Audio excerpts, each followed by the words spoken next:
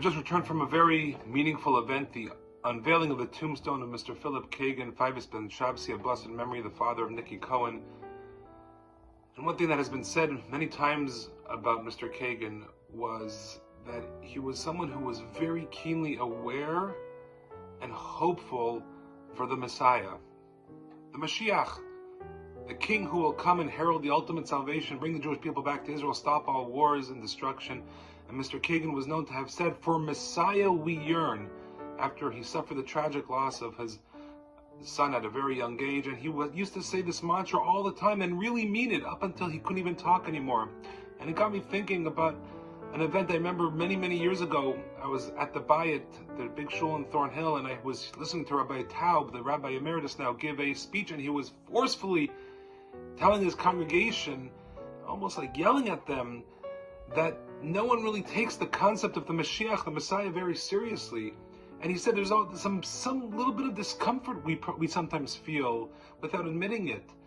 When people talk about the Mashiach, oh, may it come soon. Yeah, amen, amen, amen. May it be so. And when our Chabad Hasidim friends talk about the Messiah often, and we sing, we want Mashiach now, right? We all know the song, but do we really mean it?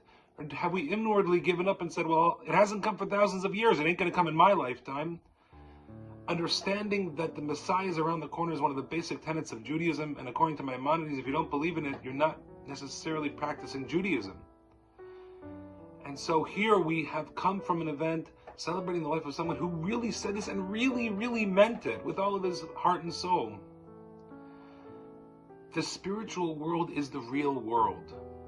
We live in a fake world where if we practice or preach certain spiritual truths, it's mocked or it's shunned or there's a rolling of the eyes. But my friends, the real world is a world of peace and truth which the Messiah will bring. And this is what Mr. Kagan has taught us.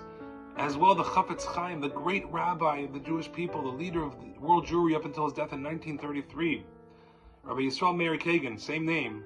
I don't know if they're related.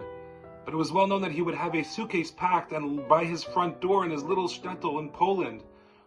And they asked him, what's this for? He said, what do you mean? When the third temple is rebuilt and it'll be up and running, I'm a Kohen, I'm a priest. They're going to need me to help out with servicing the Jewish people in the temple. I don't want them to wait for me. My suitcase is packed, ready to go. And he didn't say this tongue-in-cheek. He meant it literally with every fiber of his being.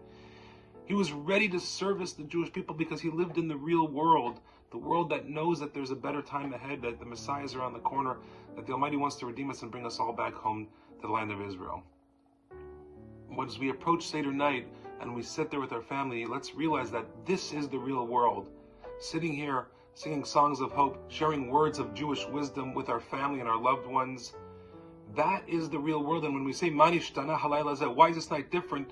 It's different because we're only doing it one night of the year, or 2 nights of the year if you live outside of Israel. But really, that should be the reality every night of the year when we're sitting around sharing words of Torah in peace and harmony, which will only truly happen once the Messiah is here. That is a message of Pesach, a message from Mr. Kagan of blessed memory and the Chafetz Chaim, to teach us to yearn for something greater always. And remember, for the Messiah we yearn.